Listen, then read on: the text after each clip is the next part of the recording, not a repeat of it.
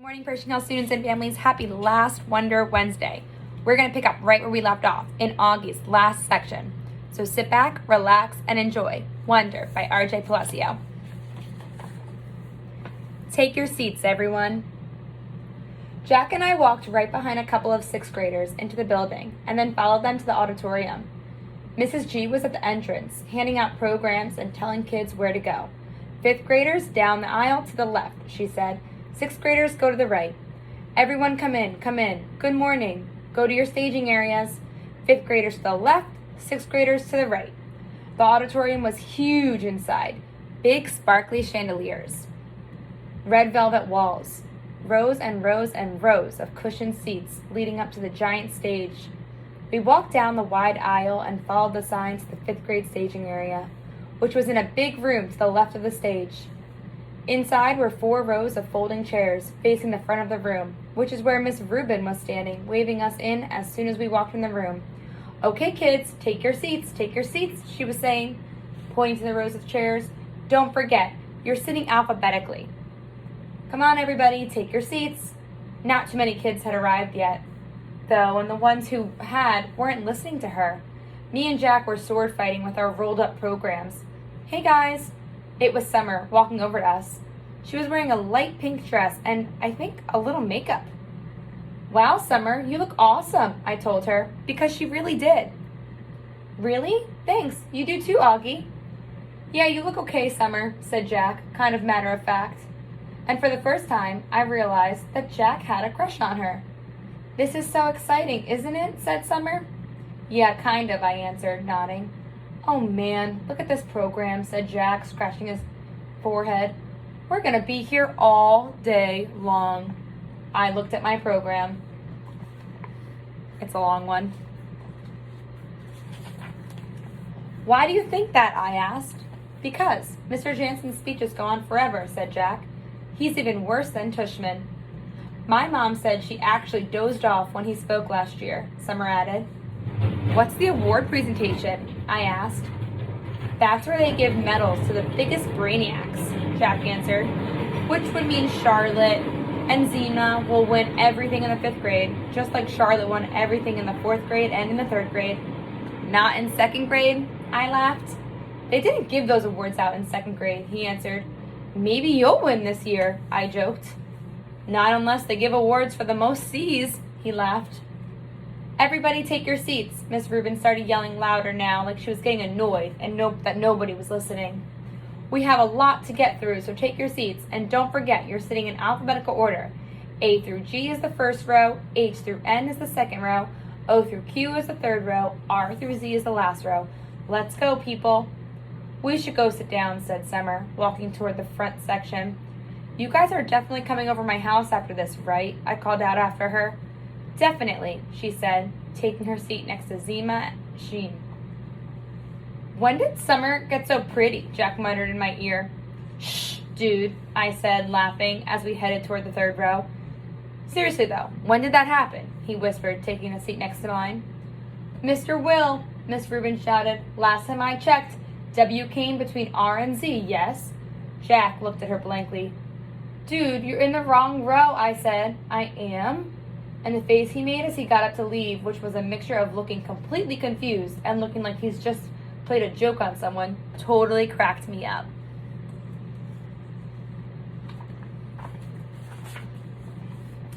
A simple thing. About an hour later, we were all seated in the giant auditorium, waiting for Mr. Tushman to give his middle school address. The auditorium was even bigger than I imagined it would be, bigger than the one at Via School. I looked around, and there must have been 1 million people in the audience. Okay, maybe not 1 million, but definitely a lot. "Thank you, Headmaster Jansen, for those very kind words of introduction," said Mr. Tushman, standing behind the podium on the stage as he talked into the microphone. "Welcome, fellow teachers and members of the faculty.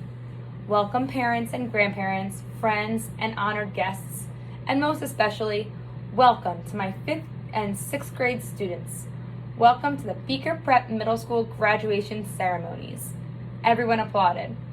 "Every year," continued Mr. Tushman, reading from his notes with his reading glasses way down at the tip of his nose, I am charged with writing 2 commencement addresses, one for the 5th and 6th grade graduation ceremony, and one for the 7th and 8th grade graduation ceremony that will take place tomorrow.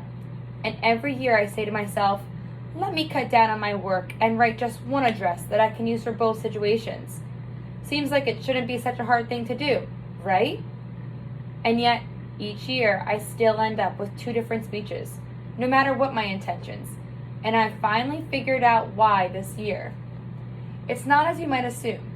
Simply because tomorrow I'll be talking to an older crowd with a middle school experience that is largely behind them, whereas your middle school experience is largely in front of you.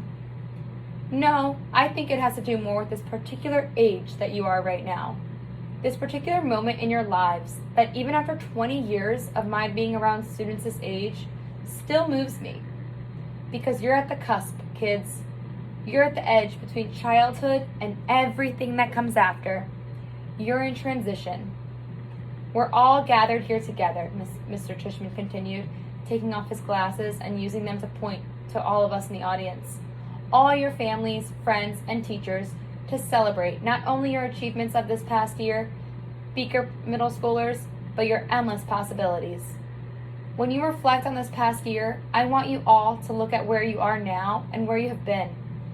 You've all gotten a little taller, a little stronger, and a little smarter. Here, some people in the audience chuckled. But the best way to measure how much you've grown isn't by inches or the number of laps you can now run around the track or even your grade point average, though those things are important to be sure.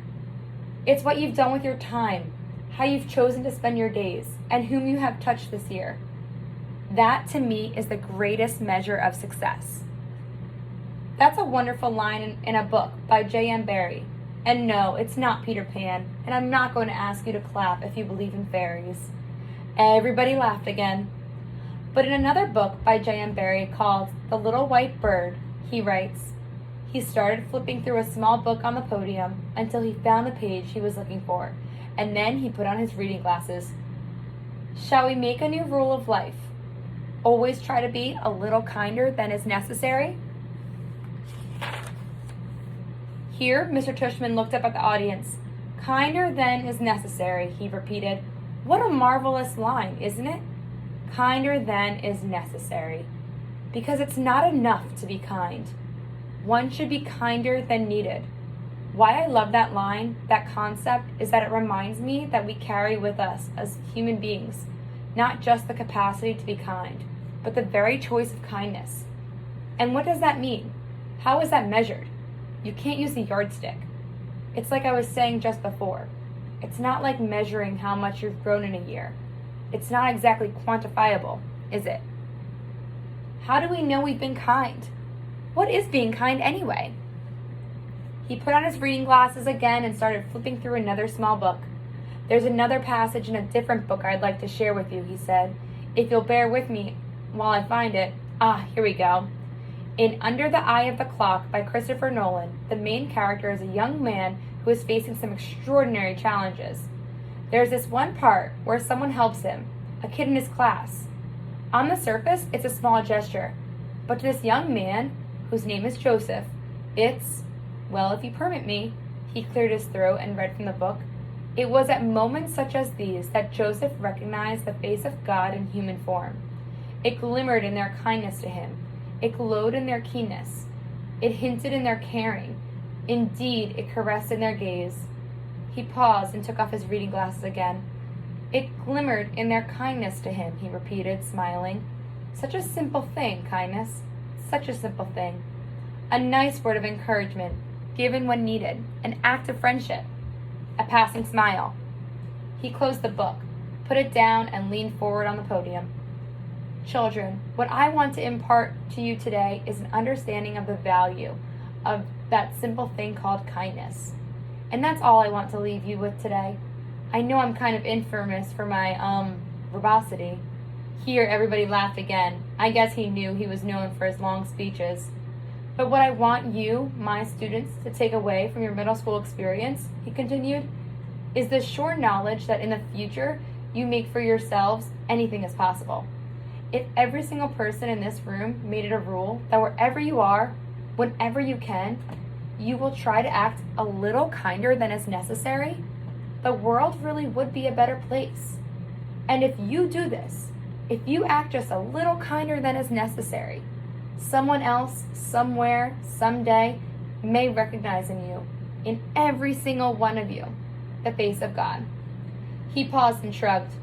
Or whatever politically correct spiritual representation of universal goodness you happen to believe in, he added quickly, smiling, which got a lot of laughs and loads of applauses, especially from the back of the auditorium where the parents were sitting. Awards. I liked Mr. Tushman's speech, but I have to admit, I kind of zoned out a little during some of the other speeches. I tuned in again as Miss Rubin started reading off the names of the kids who made the high honor roll because we were supposed to stand up when our names were called. So I waited and listened for my name as she went down the list alphabetically. Reed Kingsley, Maya Markowitz, August Pullman. I stood up. Then, when she finished reading off the names, she asked us all to face the audience and take a bow, and everyone applauded. I had no idea where in that huge crowd my parents might be sitting. All I could see were the flashes of light from people taking photos and parents waving at their kids. I pictured Mom waving at me from somewhere even though I couldn't see her.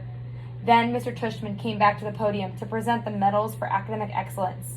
And Jack was right. Zima Chin won the gold medal for overall academic excellence in the 5th grade. Charlotte won the silver. Charlotte also won a gold medal for music.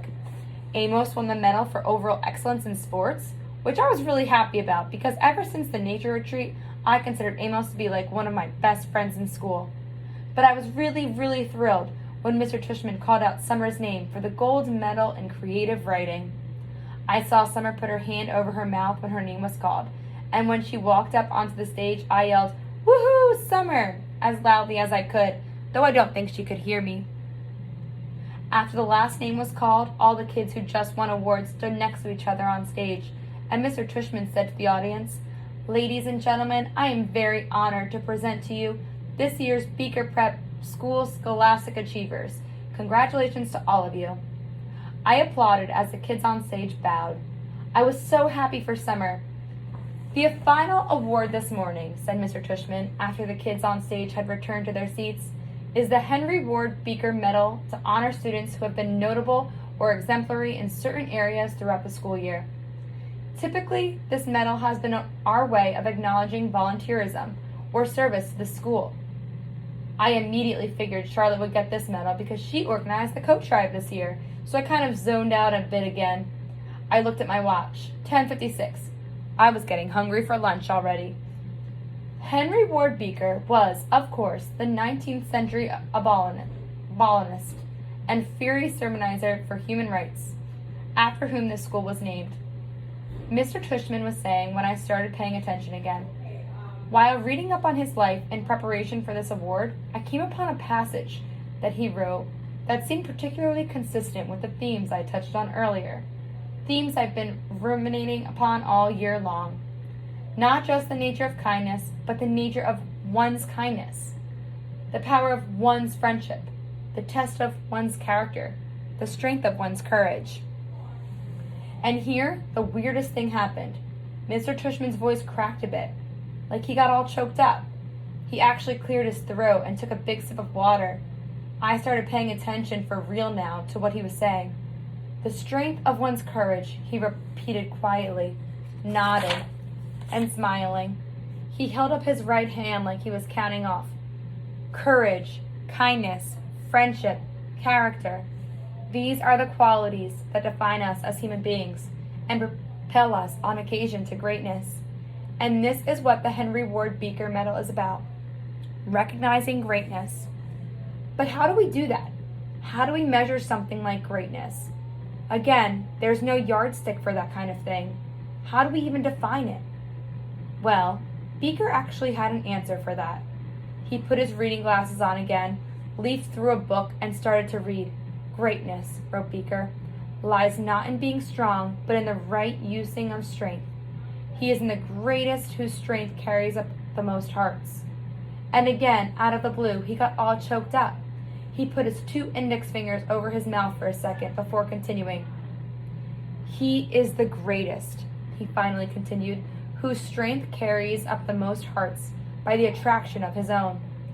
Without further ado, this year I am very proud to award the Henry Ward Beaker Medal to the student whose quiet strength has carried up the most hearts. So, will August Pullman please come up here to receive? Loading. People started applauding before Mr. Tushman's words actually registered in my brain. I heard Maya, who was next to me, give a little happy scream when she heard my name, and Miles, who was on the other side of me, patted my back. "Stand up, get up," said kids all around me, and I felt lots of hands pushing me upward out of my seat, guiding me to the edge of the row, patting my back, high-fiving me. "Way to go, Augie. Nice going, Augie." I even started hearing my name being chanted. "Augie, Augie." I looked back and saw Jack leading the chant, fist in the air, smiling and signaling for me to keep going, and Amos shouting through his hands, "Woohoo, little dude." Then I saw Summer smiling as I walked past her row, and when she saw me look at her, she gave me a secret little thumbs up and mouthed a silent "cool beans" to me. I laughed and shook my head, like I couldn't believe it. I really couldn't believe it.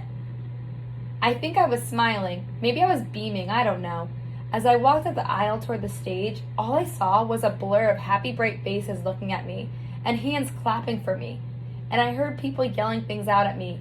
"You deserve it, Augie. Good for you, Augie." I saw all my teachers in the aisle seats, Mr. Brown and Miss Petosa and Mr. Roche and Mrs. Atanaby and Nurse Molly and all the others, and they were cheering for me, woohooing and whistling. I felt like I was floating. It was so weird, like the sun was shining full force on my face and the wind was blowing. As I got closer to the stage, I saw Miss Rubin waving at me in the front row. And then next to her was Mrs. G, who was crying hysterically, a happy crying, smiling and clapping the whole time. And as I walked up the steps to the stage, the most amazing thing happened. Everyone started standing up. Not just the front rows, but the entire audience suddenly got up on their feet, whooping, hollering, clapping like crazy. It was a standing ovation for me. I walked across the stage to Mr. Tushman, who shook my hand with both hands and whispered in my ear, "Well done, Augie." Then he placed a gold medal over my head, just like they do in the Olympics, and had me turn to face the audience. It felt like I was watching myself in a movie almost, like I was someone else.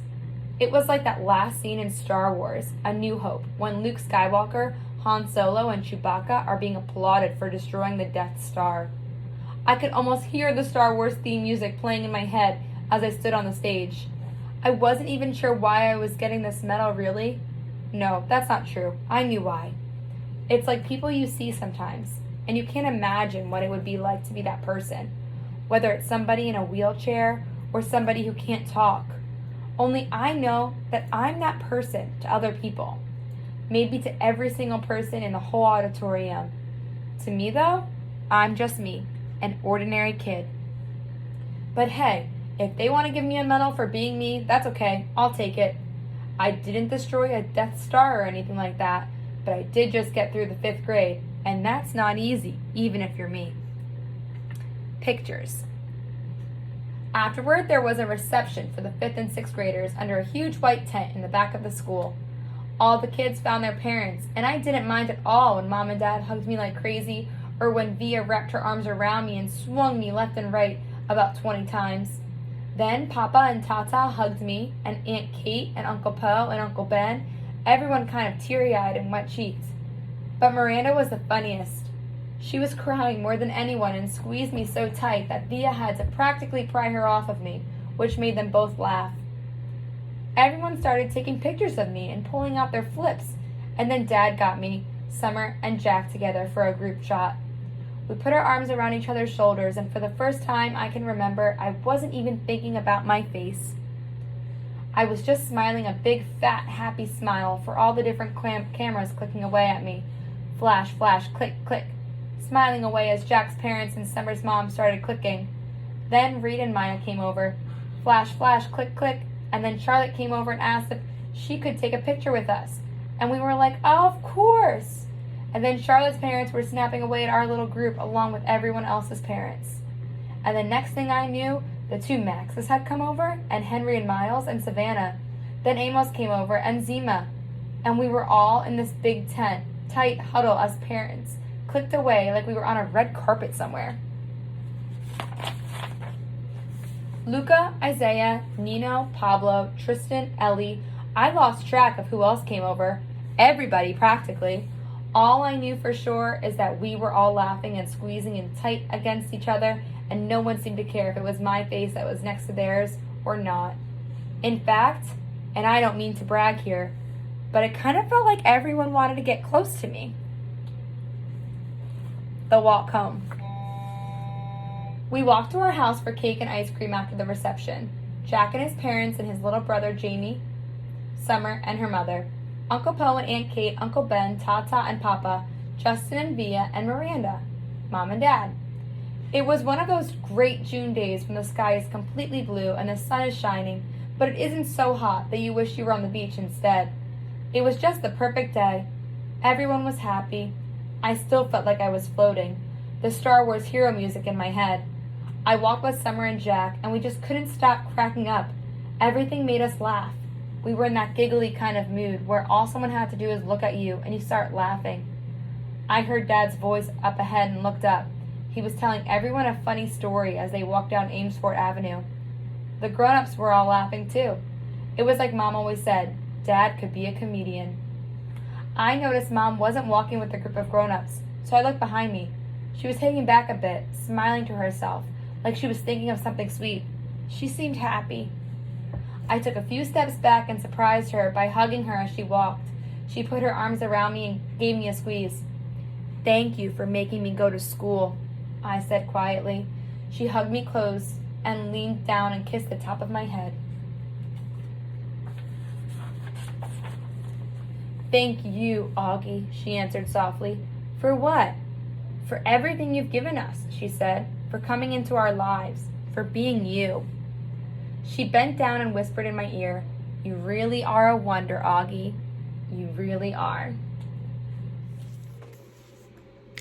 Why do you think the author chose to end the book with Augie's mom saying, You really are a wonder, Augie. You really are. In his speech, Mr. Tushman talks about being a little kinder than necessary. How can you be a little kinder than necessary? Students, Wonder Wednesday has been so much fun. I hope you enjoyed it as much as I have.